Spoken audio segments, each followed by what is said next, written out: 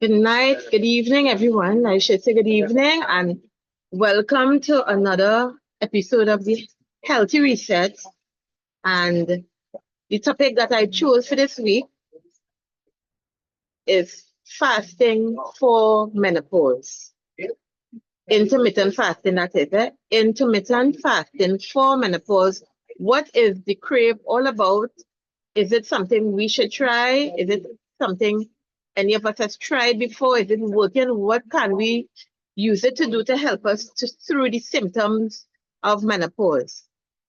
And I know that I could tell you from now, at this point in time, I've been on intermittent fasting. I've tried it. I've been using it. Timing again and again, and there is a lot of benefits in it. But as we continue, you would see that one cup does not fit all.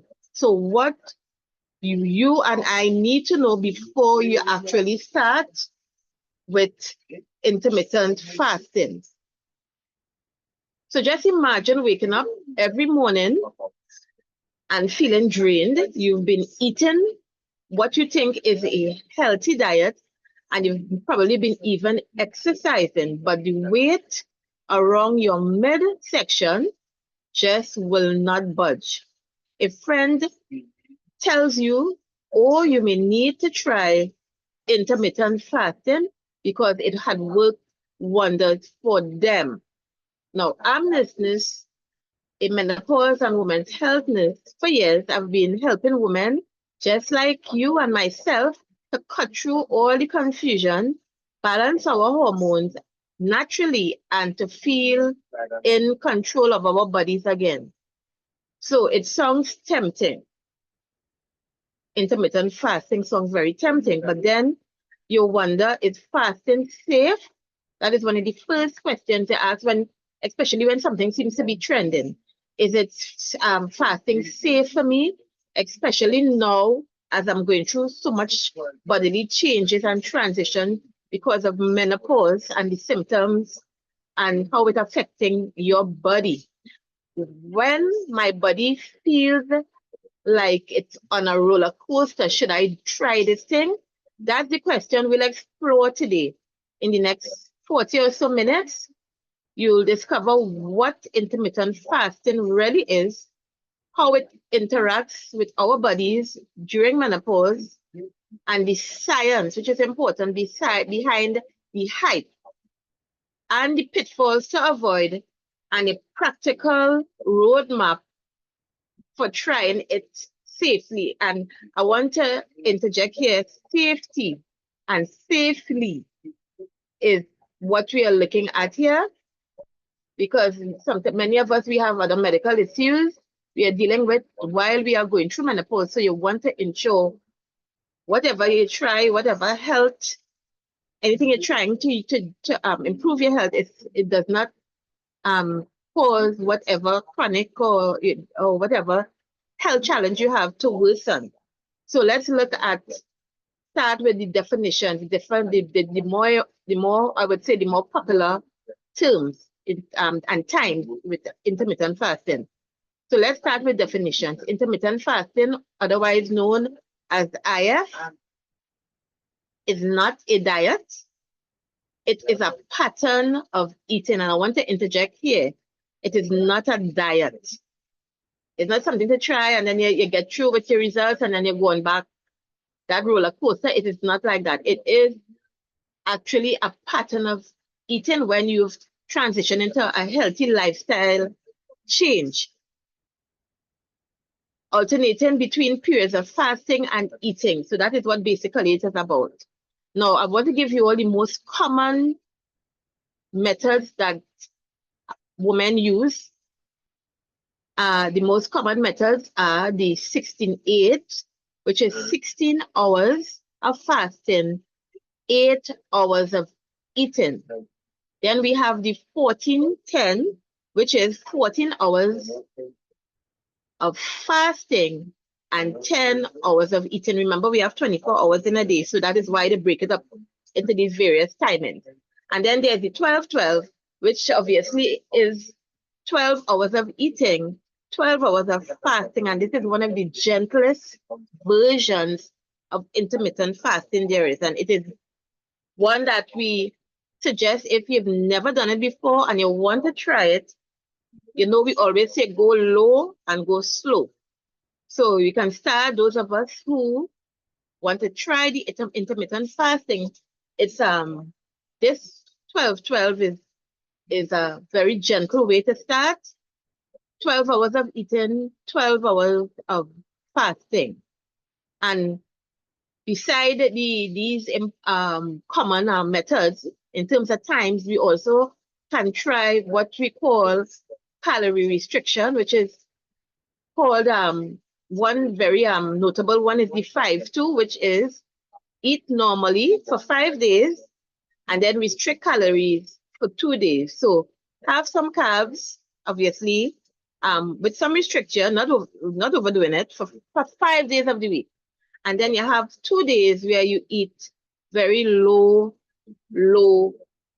carbohydrates and you increase your proteins, your fats, and things like that. So you can try the 5-2. I've tried the 5-2, but in the other way around, that is, I tried it 5 days of restricted calories and 2 days of carbs. And that way, for me, as I said earlier, one cup doesn't fit everyone. For me, that worked for me. So I've tried that on many occasions, 5 days of low carb. And the weekend, I had more carb because I think it was more practical for me. Because in the week, I'm working, and most of us who are busy in the week or working in the week, this one to me was the most practical one. So 5 days of restricted calories and 2 days of eating normal carbs. So that is another option as well. So now, why is this type of eating relevant to menopause? Menopause is not just about hot flashes, it's also about estrogen and progesterone declining. And we know it affects many things. It affects, one, metabolism and weight gain, especially around the belly, insulin resistance, and blood sugar regulation. So we know that many women at this time, they've become diabetic because of the insulin resistance, and your body is not working as it used to in terms of controlling sugar and breaking down the sugar that we have in our system. It also affects cholesterol and cardiovascular health. And we spoke about in one of the programs already that during this stage, our blood vessels become stiffer and cardiovascular health has, for many of us, become compromised at this stage.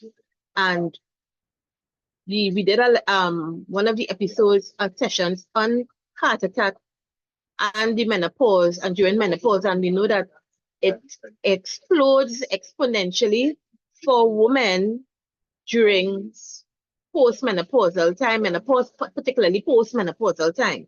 So watching our cardiovascular health and getting our cholesterol under control is very important. What about muscle mass and bone health? Yes, muscle mass and bone health is very important here. We know about our bones becoming very weak and brittle at this time, and porous, and because of the decline in estrogen and the effects of the estrogen and progesterone at this time. So when women ask, will intermittent fasting help me lose weight in menopause? The better question is, how will fasting affect my hormones? How will it affect my metabolism? And how will it affect my overall health? So let's look at the science behind intermittent fasting and menopause. And ladies, I hope you're taking note about, which method you may want to try. But again, I said, we go low and slow.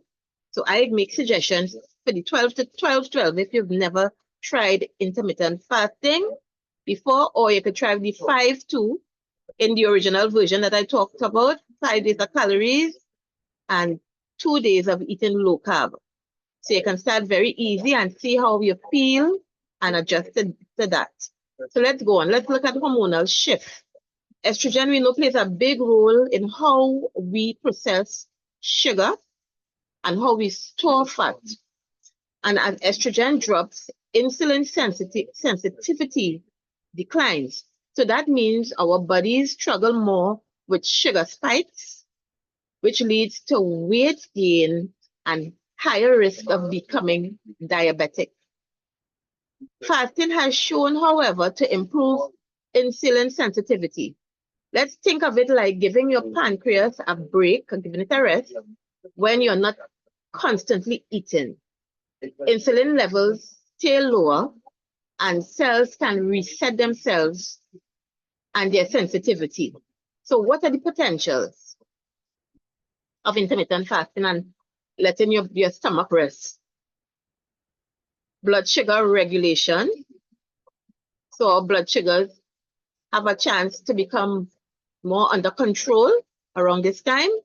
Reduction in belly fat, which is proven.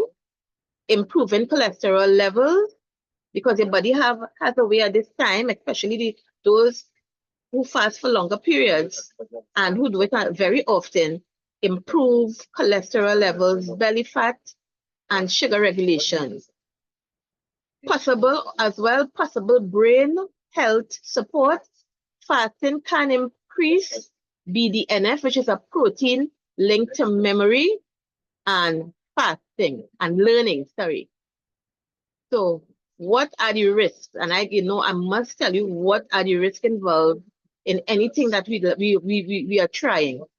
But here's the caution. Fasting is a stressor. And I want us to remember that. Because that our body does not like to do what we want. It likes to do what it wants. So when we fast and that tummy is feeling uncomfortable, it's hungry, you're feeling gassy, it's a stressor for your system. And it can raise, and it actually does raise cortisol.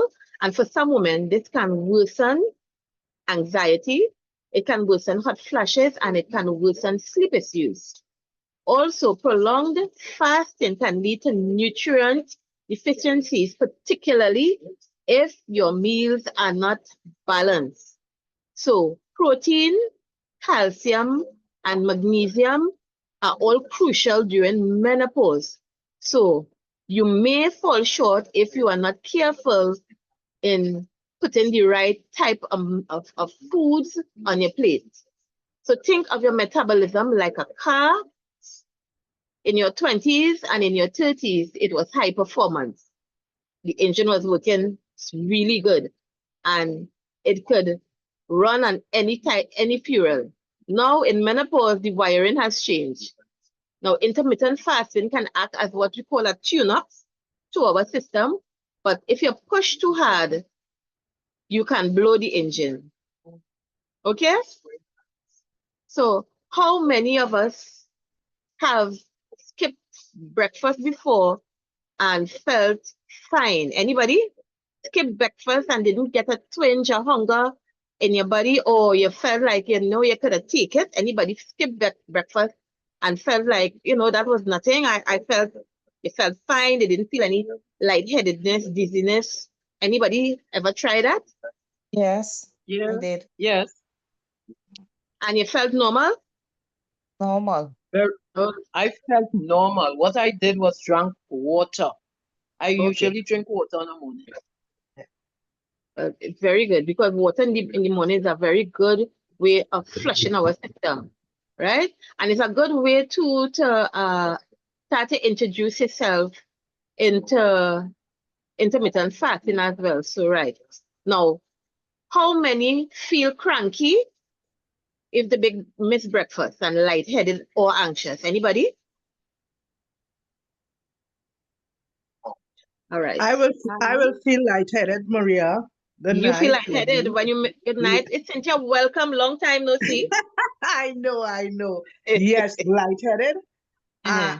Yeah, do the intermittent fasting just last week there.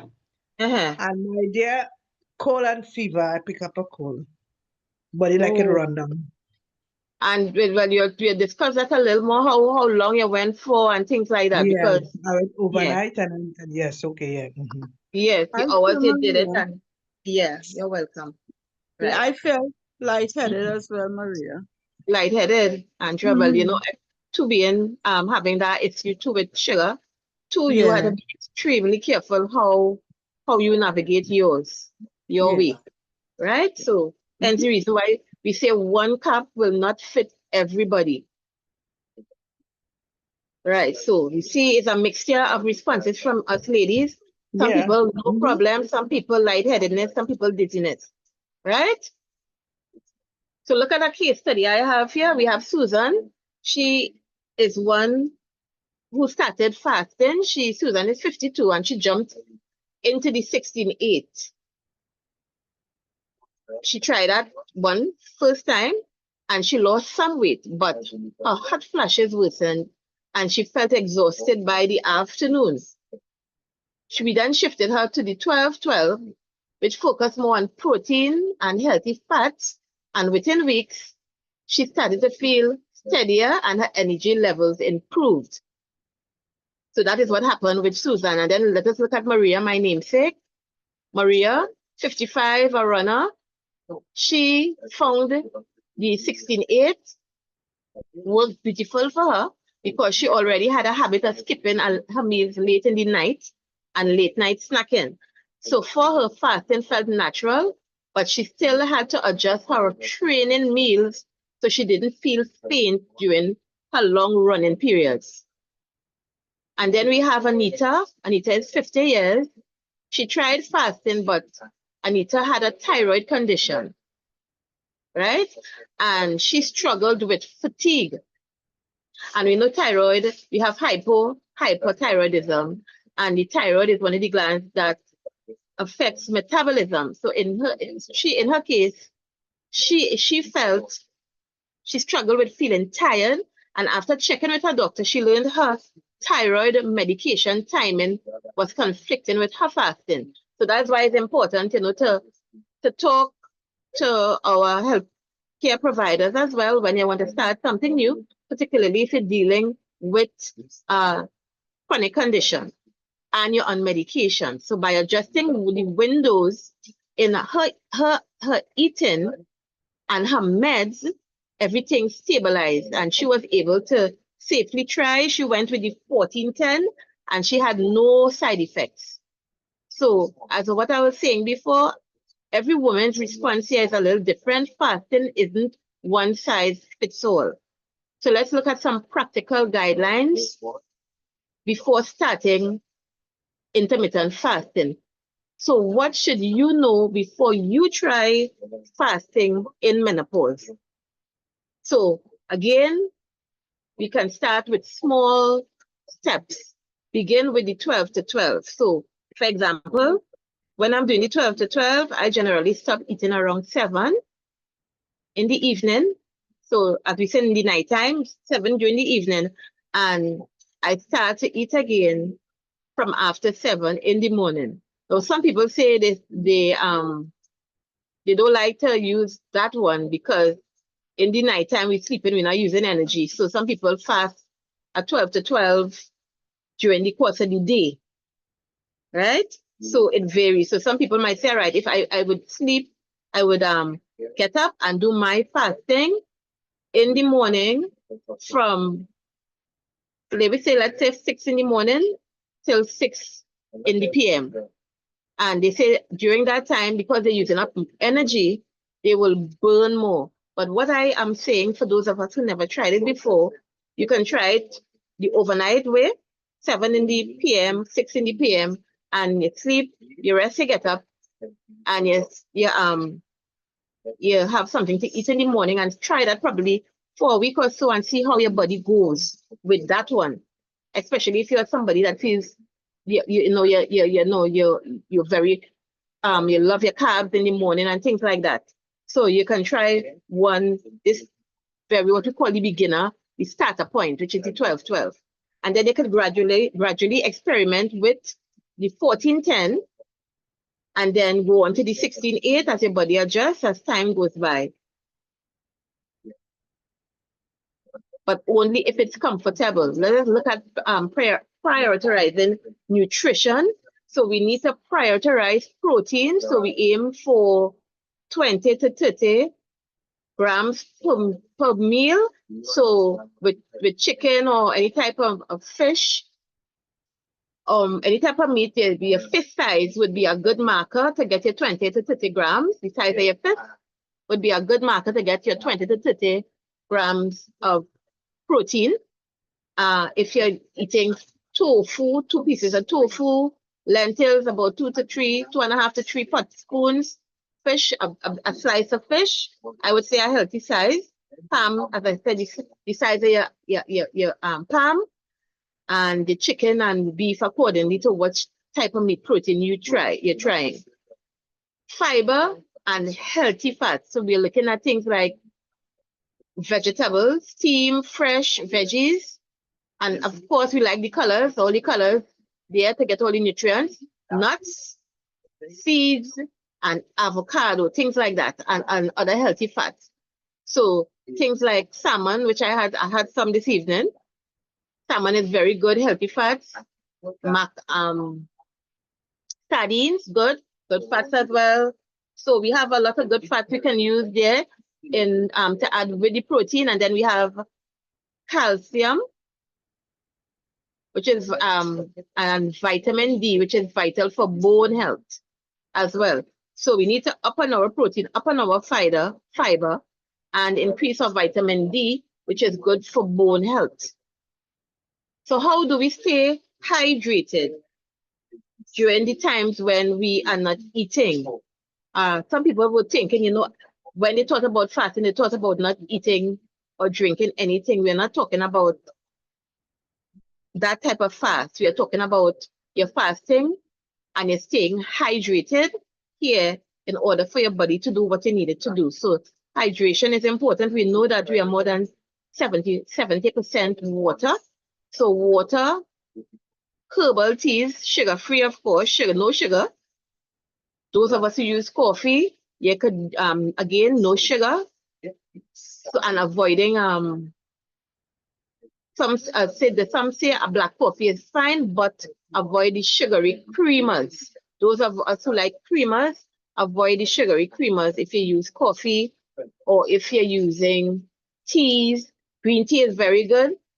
Water, or herbal teas. All these teas you can use to stay hydrated along with the water. And you can use some of the salt, a few pinches of salt in the water, shake it up to help with your electrolyte, with the sodium in your body, because we may tend to cramp as well. So that would be important too, especially if you are fasting for longer periods.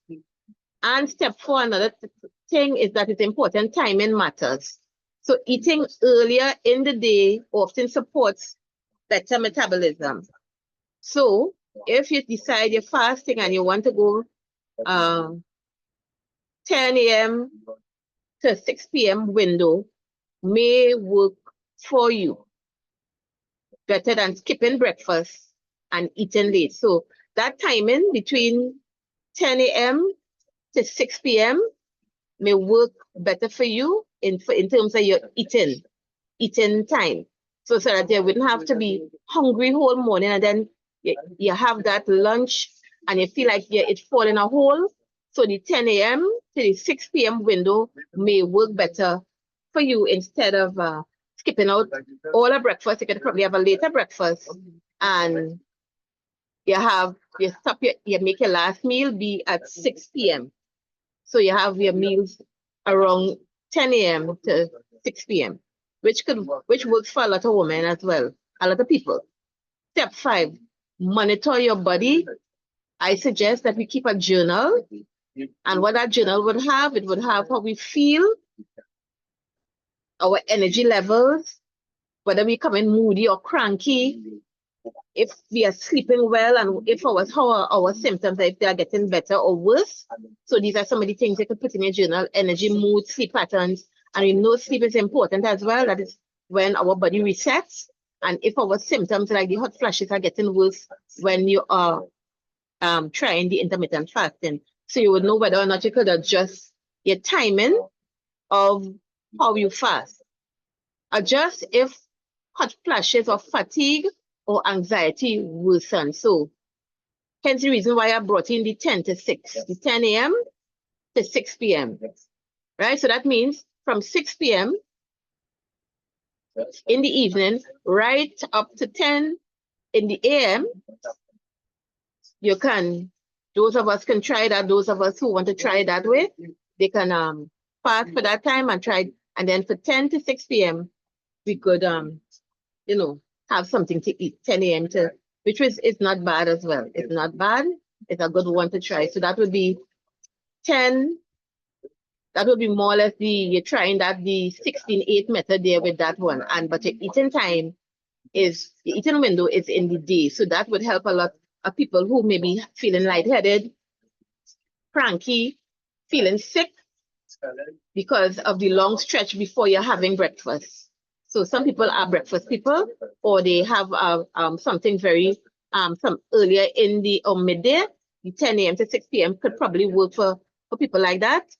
And what about a medical check-in, especially if you're diabetic, if you have thyroid issues, if you're on medication, it's important to have a checkup, talk to your physician and let them know what you're trying and get the advice needed as well, according to how much medication you're on and how severe your condition may be.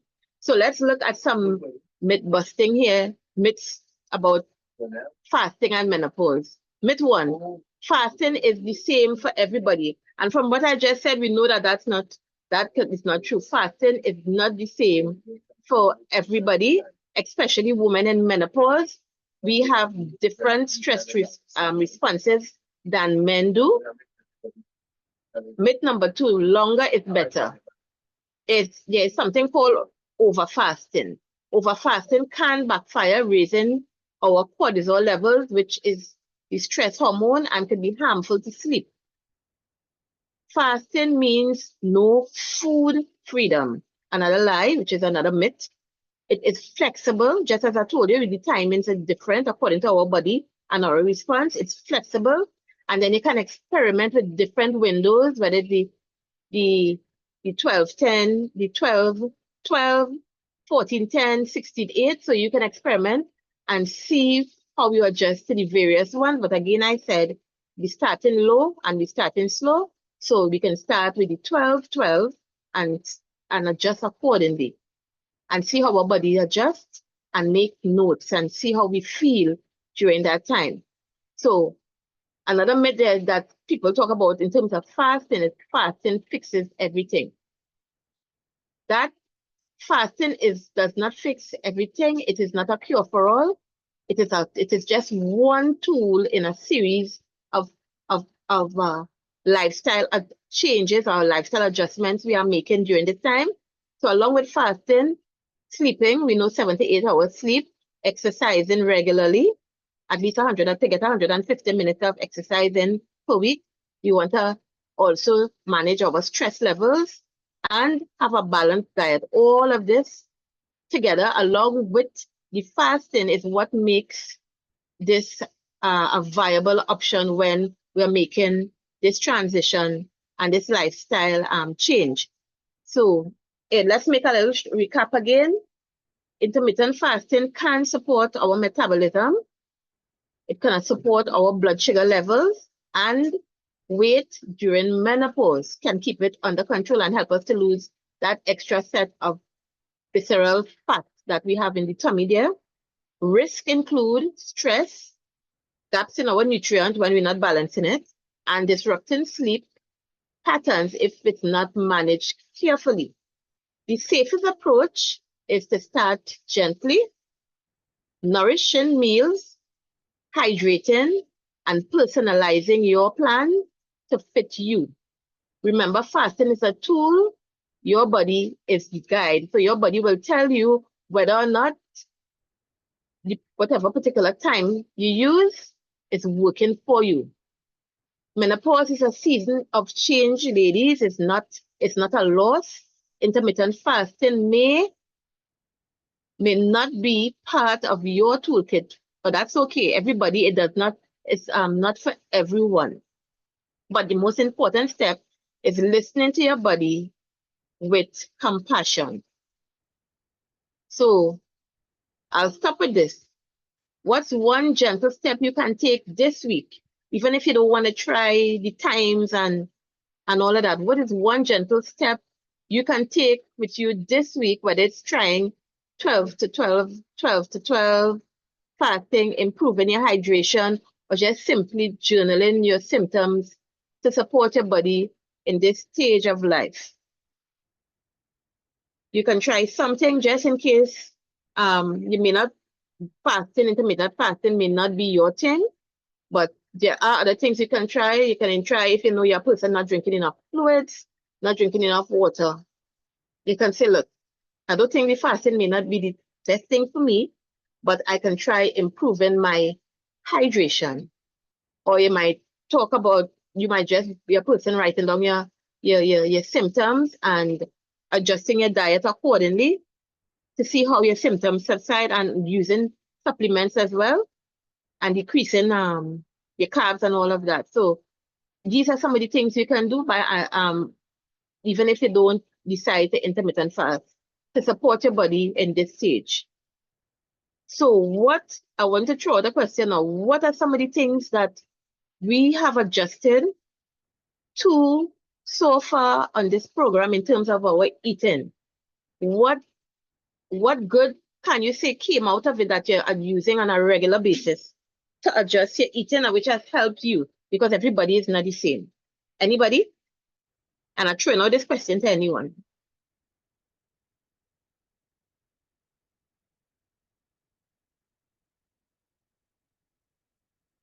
Nobody has tried anything at all. I know Grayson told me last week that she has tried one or two of what we've started with, like the vegetables, eating a fresh salad. I know her cousin had started that, and Ms. Eli had adjusted her eating, and some of us using the berberine, some of us exercising more. Anybody can think about anything that they're using to help them so far. Not putting anything Well, in my mouth, Maria, until I'm ready to eat. So that means you stop your snacking. No kind of snacking at all. Nothing passing my mouth until I'm ready to sit down and have a meal. So what about water? You hydrate? Oh, I love water. I drink in my big bottle of water. That is from the morning. I put it and I have that and have the lemon squeeze in it. Okay. Okay. I see. Mhm. Guys, that's very good. Very good. So you make us start. Lisa has been telling me she uses apple cider vinegar. You use it in the morning time, Lisa. And if you're using the apple cider vinegar, you dilute it and you drink it through a straw, because if you're using it consistently, it can damage the enamel in your teeth. So when you're using it, if it's working for you, I'm happy, but protect your teeth at the same time. So I personally, yes, you're welcome. I personally use the capsules, the apple cider capsules in the morning, because I think it's would spare my teeth. I just pop it in and avoid my teeth altogether. Right? Those of us who are using it through in the liquid form, be careful. Use a straw to take in the apple cider vinegar after diluting it. It's very strong, and it can be corrosive to the enamel in your teeth. Well, this is at 12. I think I adjusted with my diet because Mm-hmm. I thought I was eating and like I wasn't feeling, sick, I wasn't getting any sickness, and I am aging and eating anything. But since I've been listening to this program, I become more aware. Then my daughter, she's much younger than I am, and she's very serious with her diet. Um, very, very serious. Not too long, I did profile. I think it's a not a renal profile, but some other profile where it would have given you a little bit of this and that and whatever. And the liver was a little bit fatty. So I look at that, and I think Dr. Kanmi or yourself might be able to say something about that. So, eventually it could become cirrhosis of the liver. Not only drinking will cause it. Um, so I reduce on a mornings I will take, and because of your program, it made me become so much aware, looking at my daughter's habits, it make me, and even listening to some of the comments on this same program. Listen to Dr. Khan. He had in the early he really contributed towards weight gain or weight loss as per se. So I'm becoming older and older. I realized too by reducing all these. I never was a snack person, never was a sweet person, and so on. But your main meal would be carbohydrates. You can pull carbohydrates anywhere. It's the cheapest food to eat and whatever. Yes. But I really try to abstain from that. I use more like vegetables. I would use the meat or the fish, but I steam it. So all the fats and so on will drop, and I wouldn't use meat regularly. You may have put a little butter in the soup here, things like that. You don't need that. You don't need these things. So you more use your green celery, chive, onions, these things. So I become a little more aware, but I was never a sweet tooth person. With the apple cider vinegar, sometime before, it could be 10 years. I'm 64 now. It could have been like when I was 54, when I just going into menopause. I was using apple cider vinegar, and it really changed my pH. So that's What did it another for you? thing. Pardon? What did the apple cider do for you positively? It changed the pH altogether. I wasn't feeling well, and I seek medical attention. And the doctor told me my pH has changed, and it can cause unwanted situations with the body and so on. And that could have included vaginal yeast infection and these things, right? So he told me the pH was high. So, and he asked me what is I'm using. So I said apple cider vinegar. I was like drinking it like juice, It was too strong altogether. It was too Right? strong. So it was too strong. Yeah. It was So too strong. the ladies need to know this is also something that could happen. Of course, you could go into your research and see too much apple cider, what it causes, but that is one of the main things that the pH could change, and you could really feel acid burns and all these different things too. It is very strong. Very strong. Yeah.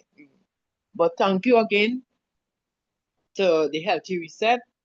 I have learned so much from it, and that is inclusive of doing my diet.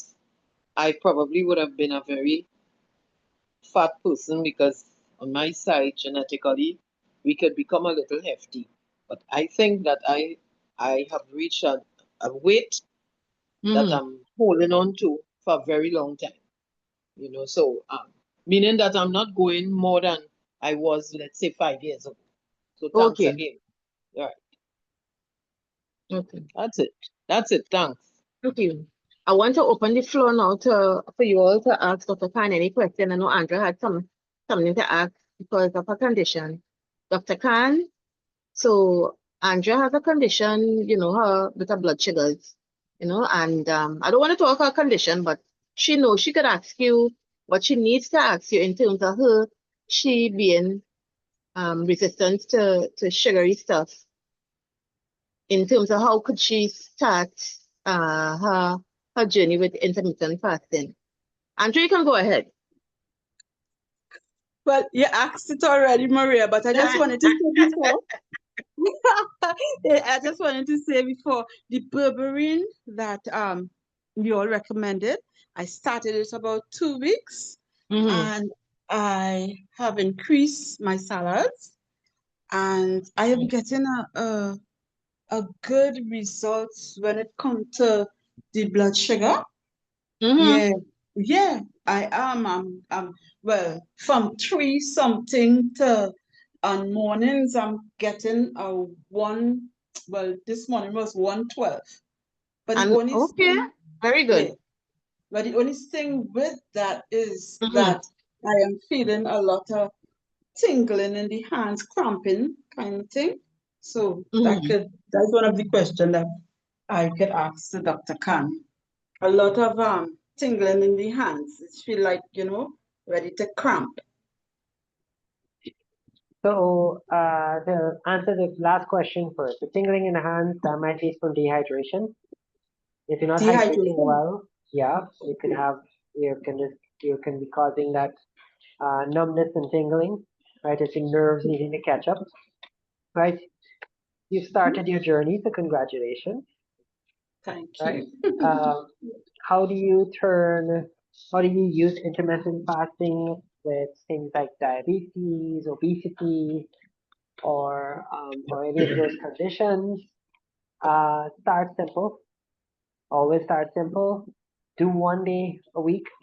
Pick your day, and start off with. Maria suggested a few of them.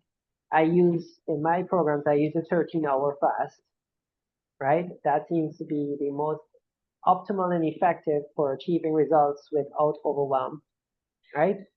Monitor your blood sugar if you're diabetic. If you see your sugar is dropping down, then you may need to stop your fast. But in the interim, while you're fasting, you're allowed to drink liquids. So hydrate during your fast. I mean, tea, water, tea with no sugar or milk, water, coffee with no sugar or milk. I mean, hydrate during the fast. Trust me, folks, uh, you have enough stores in your body, energy stores in your body to make a 13-hour fast without a problem, right? You've been storing up stuff for a while, right? So all that fat around the gut, fat behind the legs, the fat under the arm here, right? It's there, and your skin under the dermal layer of your skin is a layer of fat, right? So your body has fat stores, and if you don't know, fats are 8 times more energy than carbohydrates, right? So they just have to burn a little bit of the fat, and your energy levels are good, right? What fasting does is causes you to go into keto. So just before coming on here, I just stumbled across a video where somebody was showing a cutaway of what fasting does to the abdominal fat, right? That's the fat around the organs, right? And just fasting through dairy. Sorry, I have a little entertainer in the back of me, right? So, um, so go slowly. Start with 1 day, and then slowly implement to 2 days a week. And you don't need to do it for much longer than that.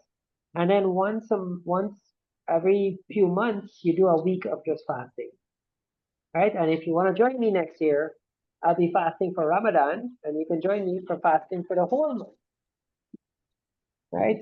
If you're up to the challenge. One more question, Dr. Khan. Yes. The fact that I'm insulin dependent, right? So when I take insulin, um, as in evenings, right? Um, Sometimes I cut off eating around 4 for the latest, right? Uh-huh. But and if I take insulin, right, and well, like I tell you, the tingling this happen when I have when I get up on mornings and the sugar go down to 1 something, right? Okay. Right. And if I start work at 6, and if I don't have something to eat at that time, I will feel very Weak. sick, Yes. yeah, and weak, right? Like the breeze could blow me down. So how do I mean, I may have to come in for consultation, but to adjust the insulin, can I adjust it, or can I not take it on evenings to be able to do the intermittent fasting? No, you need to, don't intermittent fast in the evenings. First off, everybody here, fasting while sleeping is not really fasting because you're fasting anyway. Every night you go to bed, you're fasting all night. That's why they call it breakfast, break fast, right? You've been fasting for, if you go to bed at 8 o'clock at night, you're fasting all night. If you go to bed at 12 o'clock at night, you're fasting all night, right? So I always encourage people to fast during the day, right? So do your normal, Andrea, do your normal routines, but don't fast at night, right? And set up your fasting for next day. Take your medication as usual, have your breakfast, right? And start your fast, right? And check your insulin levels, right? A couple of more times in a day, like you check it like at a midday. So say you start your fast at 5 a.m., right? Or you start at 6 a.m., you're going to break it at 7 p.m., right? Intermittently throughout the day, you check your blood sugar, right? And once you're maintaining a blood sugar over 110 throughout the day, you're not feeling any symptoms like dizziness or like feeling the faint or anything, continue your fast. And if you reach a point where you're feeling those symptoms coming on, that's time to break your fast. So you might hit 8 hours and 9 hours and realize, okay, I need to break now. That's fine. Right. Thank Right? you, Doc. Yes. And Thank you. you just push it as far as you can go, but check your insulin, you check your blood sugar levels, right? Now, Andrea, Mhm. for you, the recommendation is to get one of the patches that you can wear for a month, Right. Okay. right? So I'll that look is into that. yeah, but you can't get them in Trinidad. So you're gonna have to see if you have any family members like in the US or Canada, and they can December. organize it for you. And it's a Okay. monthly patch you buy. Once you Mhm. get it, you connect it to your phone, and you stick it to some point in your body, and then you can Right. monitor your blood sugar all day. And you just look at your phone and you go, oh, I'm good, without having Right. to stick yourself. Okay. Will do. Thank you so much, Dr. Khan. No problem. Any questions? We have a few more minutes. Shoot, ladies, shoot. Any other questions? Go right ahead. What is 13 hours again, Mr. Dr. Khan? So let's say you start your fast like how the Muslims do it. They start at about 5 a.m. and they go until 6 p.m., right? Or you start at say 7 a.m., then you have to break at 8 p.m. Now, nobody wants to eat dinner that late. Well, unless you're me. But because I don't go to bed until 11 o'clock at night anyway. But let's say you don't want to start that early. And so you start at say lunchtime. So say midday. You start my fast at midday. When I have lunch, as soon as I finish lunch, I'll start my fast. Then you're breaking your fast at 1 a.m., right? Because 13 hours would be 1 a.m. But of course, you don't want to wake up in the middle of the night to break your fast. So in a case like that, you sleep through the night. So you drink a glass of water, a cup of tea before you go to bed, and then you go to sleep. Now, if you wake up at 2, 3 o'clock in the morning feeling hungry, break your fast. But if you sleep through the night, just sleep through. And when you wake up next morning, break your fast then.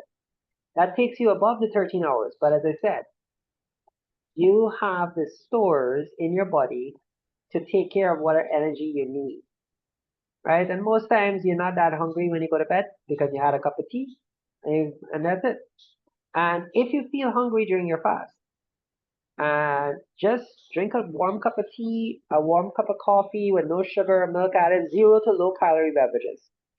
Drink a glass of water, a soda water. All that hunger is just gas, right? And there's one by post counterpart. You put it, you can let the gas come up or go down, and once you pass it, it's gone, and the hunger is gone with it.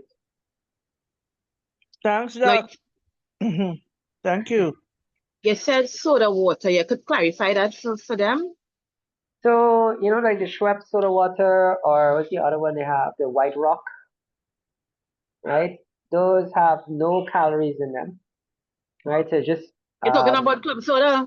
club soda, yeah, Okay, club soda. Okay. yeah, Okay. right, and you're good. Okay. Now, Here's the thing about fasting, folks. There is an entire billion people who fast every year, right? And those are Muslims for the month of Ramadan. And that fast is a fast of no food or drink all day. Zero. So you start before sunrise, you break after sunset, and it's zero food or drink. Now, why am I mentioning this? Does not mean you have to become Muslim. I'm telling you this because depending on where you are in the world, that 13 hours can become 24 hours or 18 hours or 20 hours, right? So if you're in some parts of the world where the days are longer, you're fasting sunrise, the nights are only 6 hours long. So you're fasting from like 3 in the morning until 9 in the evening. Right? And I remember when I was living in Florida, they had a day, and we fasted during the summer, and their days are long. We broke fast at 10 o'clock in the night. So I would start fast at 5 a.m. and then go until 10 p.m. before I break fast. Right? I remember doing that quite a few times. Right? So this, what I'm trying to demonstrate is this is totally doable. Right? Because there's a billion people every year that do this practice. Right? And they do it for an entire month. So it's not something that you can't do. It just takes practice to do it. Right? And as I say, try 1 or 2 fasts, see how you feel, and then increase it as you feel that you can get into it. Right? I've been fasting since I was 14. Right? And I do it every year for Ramadan for the full 30 days. Right? And I play sports and everything while I'm fasting. I go play badminton for 2 hours when I break fast. So it's doable. It's definitely doable. Well, I had tried it with Dr. Khan last year and I copped out by it. I almost made him on because after a while my head was just going woo woo woo woo. That no water, and during the day, after 3 weeks that was it for me. But I had lost a lot of weight. I gained more control during the time that I usually want to eat. But it really takes some practice, especially when you're not having doing the dry fast like what they do, right? No water and stuff. That wasn't going on good with me at all, right? So it takes a lot of practice. I eventually started to put in water and stuff because it was really, really bad. My head was feeling feeling bad. So I tried it. So I think I need more practice on my side. If you're up for the challenge next year, join me. I will see. I will see. Let's see how many people here can push the limits. We will see. Well, time for one more question, and then we'll Any other wrap up. question? Mhm. If anybody has one. So if there are no more questions, I'll let Maria close off, and I wish everybody a pleasant evening. So, okay, ladies, we want to thank you again for coming into our session and making it so nice and lively and informative too on your side. We want to, for those of you who are viewing online, we want to thank you all for joining us on the Healthy Reset. And just remember, ladies, you are not alone on this journey. So those of you all too who are watching online, like and subscribe to get all of the content we have available. And ladies, share our sessions with somebody else who may need it, because this is a time a lot of women keep a lot of these symptoms to themselves. Share this with somebody who you think may need the information as well. So thanks again for joining us, and until next week. I want to say something before I leave though. One more thing. Good night, Michelle. You're very welcome. Anybody who wants us to any particular topic that you all want us to deal with, you could also send it in the chat. Send it to the White Rose, and we will will take it into consideration to do a topic, especially if it's something that a lot of people is asking for. So any topic that you all have in mind, it just came to me, you all can send it to us and we will investigate it and go into that topic because it may be helpful to not just that person, but a lot of us women going through this transition. So the floor will be open for any topics that you all may need that we didn't do already, yeah? That is. Okay? So a pleasant good night to everyone. Good Good night. night. Everyone.